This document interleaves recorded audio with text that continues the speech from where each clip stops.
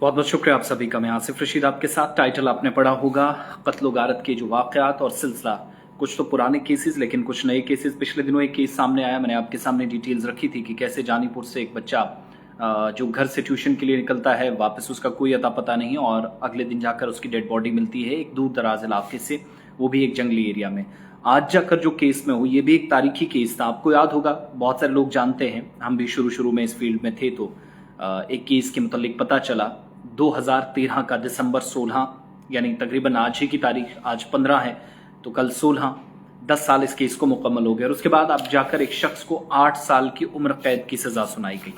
वो कैसे, केस कहां से शुरू हुआ? और जम्मू का खंडवाल गांव था जो आज फैसला पढ़कर सुनाया गया। तिलक राज ने तंत्र विद्या की खातिर बच्चे का गला दराटी से काट दिया था। एक बात ये सामने आई थी इस केस में।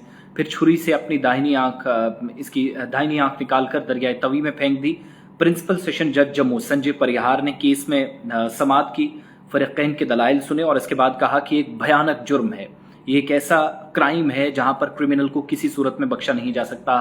इस बात पर जरूर सोचा जा सकता है कि क्या उसको फांसी की सजा होगी या नहीं, सजाए मौत हो सकती या नहीं, मगर इस तरह की सजा भी अगर इस केस में ना दे तो फिर जुडिशरी पर सवाल उठना लाजमी है।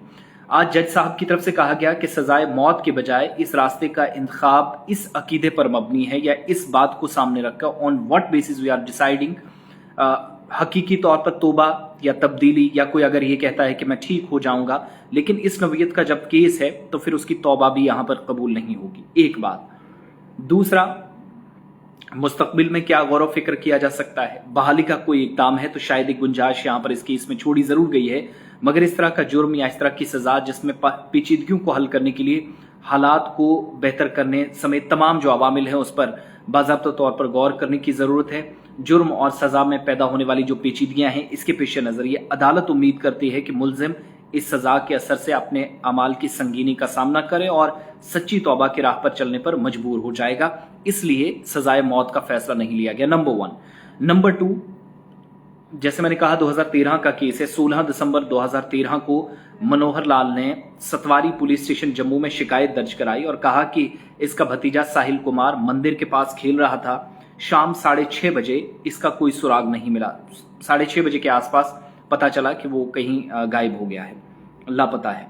पुलिस ने शिकायत दर्ज की चट्टा पुलिस स्टेशन में। यहाँ एक चौकी है जो आज भी वहां पर पुलिस के जवान एक्टिव होते हैं, तो वहां पर इतला दी गई। और अगले दिन 17 दिसंबर को साहिल कुमार की लाश खंडवाल गांव के खेत में भूसे के ढेर में मिली। भूसा वो जो माल मवेशी के लिए भी वो घास वगैरह वो इस्तेमाल किया जाता है, फेंक दिया जाता है कई जगहों पर बेकार होता है, उसमें जाकर उसकी लाश मिलती है। और साहिल का गला कटा हुआ था, दाएं आंख भी निकाल ली गई थी, पीठ में भी जख्म के निशान थे। और तांत्रिक बनकर कैसे कुर्बानी इस केस में दी गई।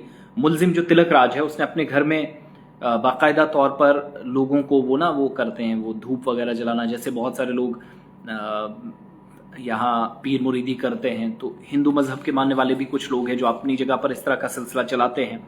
तो घर में एक बाज़ाब्ता तौर पर अकीदत का इजहार करते हुए उसने वो सिस्टम सारा, वो जो तांत्रिक बनकर करने की कोशिश की, उसने वो किया हुआ था और लोग इसके पास आते जाते थे। खुद तांत्रिक बन चुका था, इस तरह की खबर है। और विद्या की खातिर साहिल को उसने मार डाला, ये वो बताता है, जो कोर्ट में उसका वर्जन है। इस वाक़े के रोज उसने दराटी को पहले खेत में लकड़ी के ढेर में छुपा रखा था, जिससे इस बच्चे का गला काटा, जबकि छुरी अपने घर से ले गया। सर्दी की वजह से जल्दी अंधेरा चुके छा जाता है, इसका उसने फायदा उठाया और साहिल को गांव से बाहर खेतों में ले गया। वहां इसका गला दराटी से काटा और इसके बाद उसने चाकू से अपनी आंख निकाली, फिर पीठ में छुरा घोंप दिया। ये सारा इंसिडेंट है जनाब जम्मू के खंडवाल गांव का। देर आए दुरुस्त आए। इंसाफ की फराहमी को यकीनी बनाया गया, 10 बरसों बाद ही सही। इस तरीके से भी केसेस होते हैं। और ये शख्स कहता, मैंने तांत्रिक चूंकि बना हुआ ही था, लोग इसके पास आते जाते थे, वो एक सिलसिला चलता था, तो विद्या की खातिर इस शख्स ने क्या किया कि इस बच्चे का गला काट दिया। तो ये हालात हैं, दुआ करनी चाहिए और माफ़ी मांगनी चाहिए ऐसे इंसिडेंट, ऐसे वाक़यात को पढ़ते वक्त या कभी, चूंकि हमारा काम है इस तरह के अपडेट्स। मुझे बहुत सारे लोगों ने पूछा, आज अदालत ने वो फैसला सुनाया है। वो फैसला बहुत सारे लोगों को पता था, लेकिन वो केस कौन सा था ये पता नहीं था। तो केस भी मैंने कुछ चीज़ें आपके सामने रखी। वीडियो को शेयर कर दें, कुछ साथियों तक पहुंचा दें। बाकी आपकी मर्ज़ी, और बहुत बहुत शुक्रिया भी आप सबका।